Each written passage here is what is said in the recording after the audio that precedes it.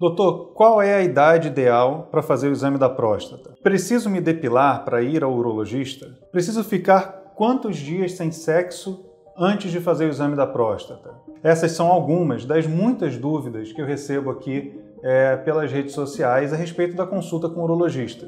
Então, nesse vídeo eu vou tentar esclarecer algumas delas para vocês e se vocês tiverem algumas outras, problema nenhum, escrevam no comentário que eu vou ter o maior prazer em responder o mais rápido possível. Bom, eu sou Daniel Rampel, urologista, cirurgião robótico, especializado no tratamento do câncer.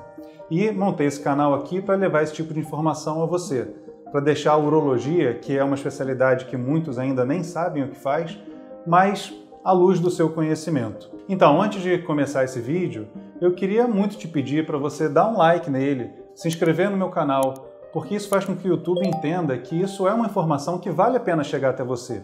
Isso me ajuda a difundir o que eu quero, que é saúde do homem e prevenção de doença. Então vamos lá. Doutor, qual é a idade ideal para fazer o exame de próstata?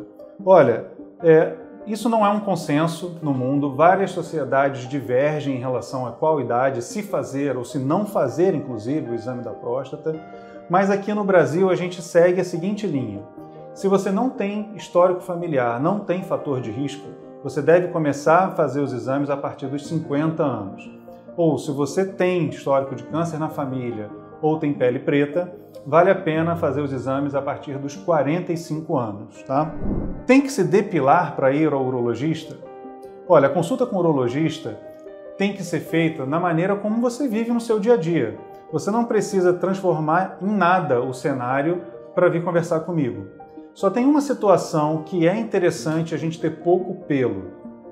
Se você está suspeitando que existam verrugas no pênis, que geralmente são causadas pelo vírus do HPV, aí sim vale a pena dar uma aparada nos pelos. Olha, é para aparar. Se você for raspar com gilete ou se for usar a máquina sem o pente, corre o risco de você machucar aquela verruga. E aí quando chegar na consulta aqui comigo, o que eu vou ver é um machucado. Eu não vou conseguir ver a lesão que você quer me mostrar. Então, o ideal é que o pelo esteja bem baixinho. Você pode fazer isso com uma tesourinha ou até com uma máquina de barbear que você use só lá para baixo, tá? Se você usar uma máquina de barbear para a região genital, eu sugiro que você não volte a utilizar ela na barba, principalmente em relação ao HPV. Se você tem uma lesão de HPV lá embaixo e passa a máquina de barbear com pente, sempre com pente, e depois você passa na barba, corre o risco de você implantar o vírus aqui na região da face e desenvolver a doença aqui no rosto. Doutor, preciso ficar sem fazer sexo quantos dias para fazer o exame da próstata? Olha, depende de qual exame você está falando. Se a gente for falar sobre o exame de sangue, o ideal é que você esteja 48 horas, ou seja, 2 dias, sem ter uma relação sexual. Por que isso? A próstata ela contrai para botar o esperma para fora na hora da ejaculação. Quando você está no ápice da relação e sente o prazer, o orgasmo, a próstata se contrai várias vezes. Então essa contração acaba liberando o PSA no sangue. Então se você fizer o exame logo depois de uma relação, corre o risco sim desse exame mostrar um PSA um pouquinho mais alto e a gente começar a pensar em outras possibilidades, como infecção na próstata, câncer de próstata. Então 2 dias pelo menos sem relação para fazer o PSA. Em relação ao exame do toque, a gente não tem nenhuma contraindicação a respeito da relação sexual. Mas tem uma coisa aqui. O exame do toque também massageia a próstata e pode fazer o PSA subir. Então o ideal é que o exame de sangue seja feito antes do exame do toque. Tá? É possível fazer o exame da próstata em si mesmo? Olha, possível é. Tá? Você sim consegue palpar a sua próstata fazendo o que a gente chama de autoexame, mas isso não é nem de longe o recomendado por nenhuma sociedade urológica no mundo. A próstata ela não está dentro do reto, ela está ao lado do reto. Então, para você fazer esse exame de uma maneira fidedigna, o ideal é que você seja treinado para fazer o exame. Então, o autoexame da próstata não é recomendado, como é o autoexame da mama, por exemplo. A mulher tem a recomendação de fazer o autoexame da mama. A gente pode fazer o autoexame do testículo. Tem um vídeo no meu canal sobre isso. Agora, o autoexame da próstata não é muito interessante. Você vai ter dificuldade de entender a anatomia e você não é treinado para ver as alterações que possam aparecer nesse exame. Olha, essa daqui é campeã. Quem tem problema de próstata fica impotente? A próstata, ela pode desenvolver algumas doenças. E a ereção, a potência do homem, ela tem inúmeros fatores envolvidos, inclusive a parte psicológica.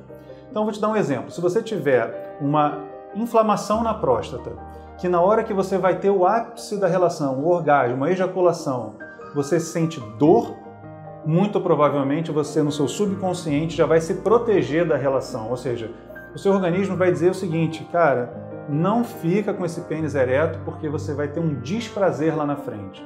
Então você pode ter sim um problema de ereção. Os tratamentos para as doenças da próstata, alguns deles sim podem dar impotência, tanto a remédio como a cirurgia. O interessante é você conversar com o seu urologista e entender qual é o tratamento ideal para você não conviver nem com os efeitos colaterais da doença em andamento, nem de um tratamento que não seja individualizado para o seu caso. A outra é quais são as formas de tratamento para os problemas da próstata. O homem tem muito medo do PSA, tem muito medo de fazer o exame do toque. Quando a gente fala de tratamento para a próstata, vem logo na mente a cirurgia, a incontinência urinária, e não é bem assim não, gente. A próstata é um órgão que pode ter várias doenças, infecções, inclusive. Então, não dá para falar aqui num vídeo quais são todas as formas de tratamento para problemas na próstata. Primeiro a gente tem que saber qual é o problema e depois, sabendo qual é a questão, definir quais são as possibilidades de tratamento e escolher a melhor para você. Se você continua com alguma dúvida, principalmente em relação a como essa primeira consulta com o urologista, você pode assistir esse vídeo aqui do lado, que eu falo a respeito de como é a expectativa e o que você pode esperar dessa primeira consulta comigo. Vai lá, checa o vídeo e te espero nos próximos.